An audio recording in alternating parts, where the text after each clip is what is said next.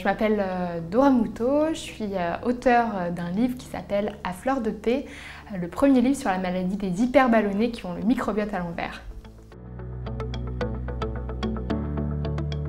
Alors mes troubles digestifs, ils ont commencé il y a une dizaine d'années après une prise d'antibiotiques pour des cystites, une prise d'antibiotiques de 6 mois.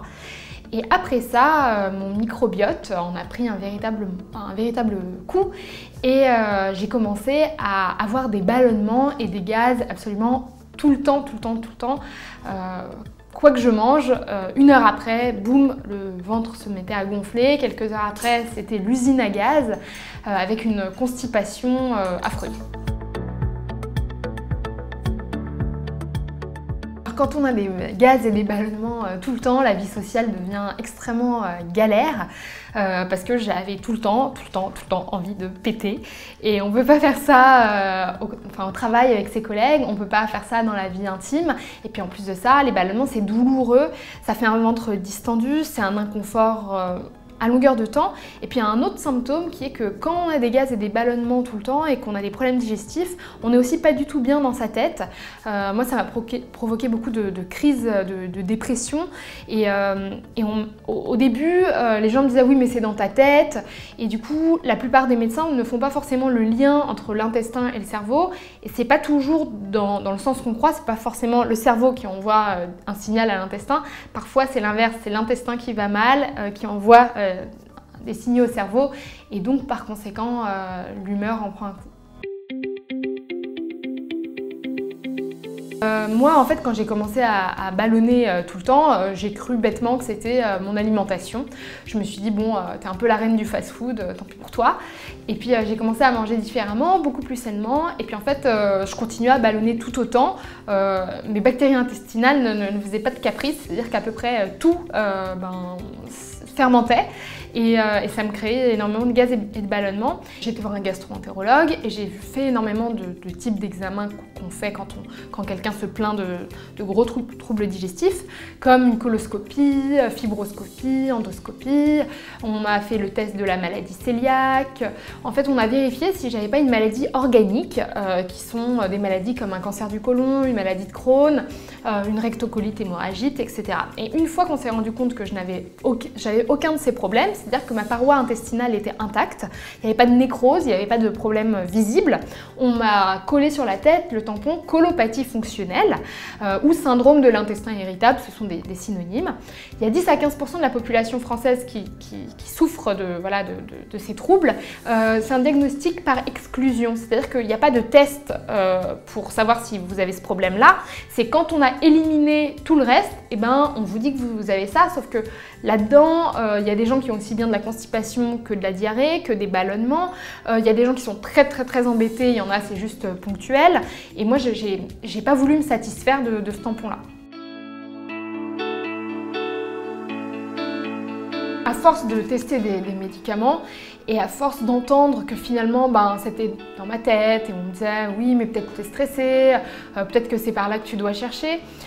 Bon, j'ai accepté, j'ai été voir un psy, enfin j'ai fait tout ce que la médecine allopathique m'a recommandé de faire, et puis au bout d'un moment je suis arrivée au bout du parcours. Même mon gastro me disait je sais pas quoi faire pour vous quoi. Et à ce moment-là, en fait, moi, c'était l'émergence en fait des articles sur le microbiote dans la presse. Et du coup, ça m'a beaucoup intéressée. Et vu que j'avais toujours l'impression d'avoir un alien dans mon ventre, tout d'un coup, avoir cette information qu'il y avait des millions de bactéries dans mes intestins, ça prenait énormément de sens. Et je me suis dit, ok, je vais vraiment m'intéresser au microbiote. Donc j'ai commencé à lire plein d'articles et puis j'ai rejoint sur Facebook des groupes de malades et de patients experts qui en fait s'échangeaient des informations sur les maladies qui existent autour du microbiote.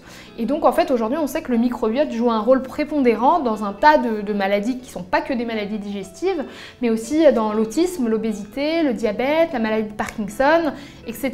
Et sur un de ces groupes j'ai entendu parler du SIBO, ce qui veut dire Small Intestinal Bacterial Bacterial Overgrowth en anglais, et c'est pullulation bactérienne de l'intestin grêle en français. Ça a été une révélation. Les gens prenaient des photos d'eux avec des ventres de femmes enceintes, sauf que c'était des ventres enceintes de gaz en fait.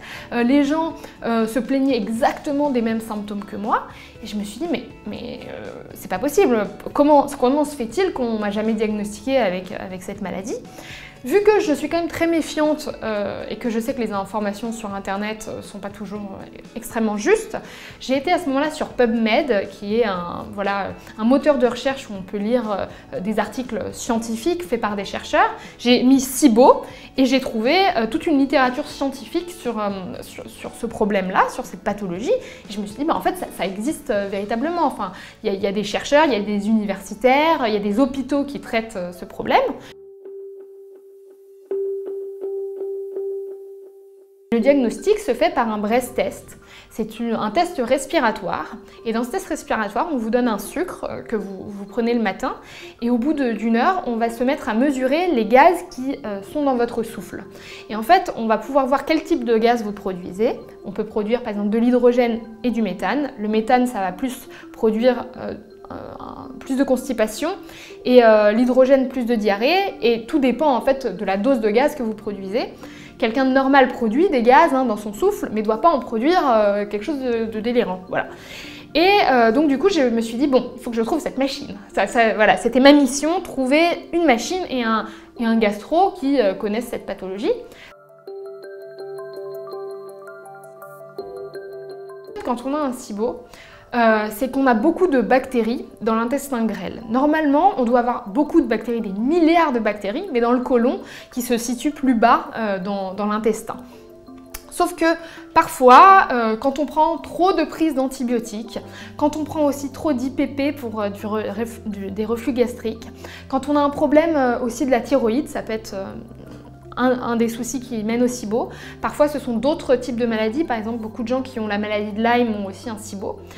Pour tout un tas de raisons, et tout d'un coup, en fait, ces bactéries qui sont dans le côlon, finalement, remontent et viennent pulluler dans l'intestin grêle. Dans l'intestin grêle, c'est là qu'on absorbe les aliments. C'est l'endroit où les aliments deviennent des nutriments et doivent passer dans le sang pour alimenter tout notre corps. Sauf que parfois, malheureusement, quand on a une pullulation bactérienne, qu'on a plein de bactéries à cet endroit-là, les bactéries commencent à grignoter les aliments beaucoup trop tôt, là où ça doit passer dans le sang. Et en grignotant les aliments, très vite, elles produisent des gaz. Et en plus, en produisant des gaz et des toxines, ça va abîmer les parois intestinales. Et ces parois intestinales absorbent, mais produisent aussi des enzymes. Et ces enzymes, ce sont des petits ciseaux qui découpent les aliments en nutriments pour que les choses puissent bien passer. Et en fait, ça dérègle tout d'avoir des bactéries à ce niveau-là, et on rentre dans un cercle vicieux, non seulement de ballonnement, mais aussi d'intolérance alimentaire. Dans la médecine allopathique, on va traiter ça avec des antibiotiques. Ce qui est difficile en France, c'est qu'en fait l'antibiotique qui est recommandé dans la littérature américaine, scientifique, est très difficilement accessible en France pour cette pathologie. Donc c'est pas toujours simple, mais certains hôpitaux font leurs propres médicaments à l'hôpital, et du coup on peut avoir accès à ces antibiotiques-là.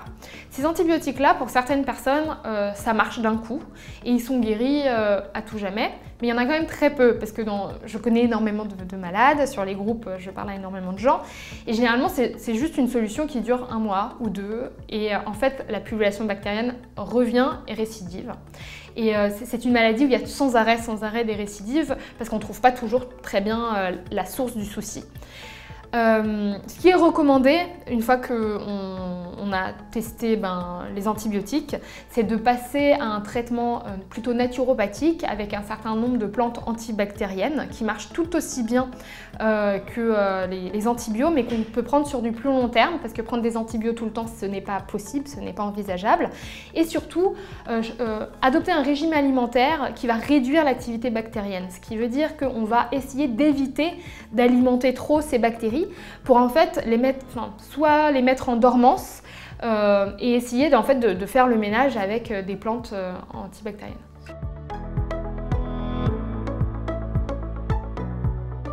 moi aujourd'hui je vais beaucoup mieux, déjà parce que j'ai compris ce que j'avais, parce que je sais que c'est pas dans ma tête, parce que je comprends mon corps, je sais j'ai compris ce qui m'est arrivé, donc ça a été une source de soulagement XXL pour moi. Je sais aussi comment gérer au quotidien ces problèmes de ballonnement et de digestion. C'est absolument pas parfait.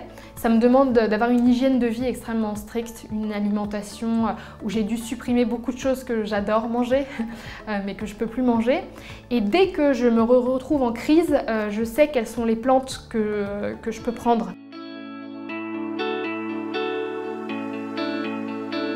Pour moi, en fait, tomber malade, ça a été un enfer et en même temps une bénédiction.